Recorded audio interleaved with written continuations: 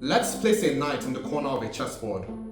Is there a sequence of legal moves that allows the knight to visit all the squares without landing on any of them more than once?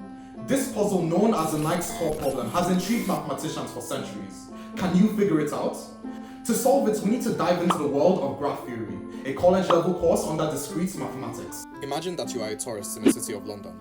Your map is essentially a graph made up of vertices that represent locations and edges that represent roads. To save time, you plan the optimal route that will take you to all the landmarks without visiting any of them more than once. In mathematics, this route is called a Hamiltonian path. If the route ends where you started, in this case your hotel, then it's called a Hamiltonian cycle. Hamiltonian paths are difficult to find, especially for larger graphs. So how do we know if a graph has one? Well, Norwegian mathematician Øystein Orr proved that for a graph of n vertices, if n is greater than or equal to 3, and the sum of the degrees of every non-adjacent pair of vertices is at least n, then the graph contains a Hamiltonian path. This is known as Orr's theorem.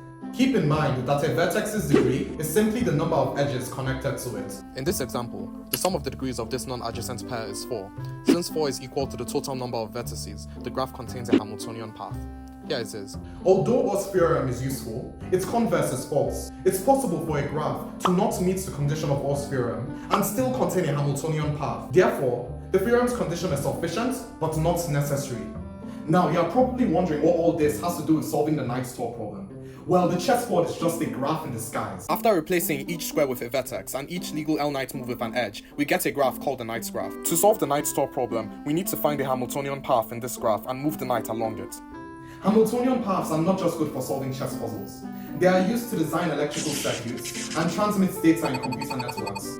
It seems that no matter how complex life problems may be, mathematics can help us to connect the dots and show us the right path to breakthroughs.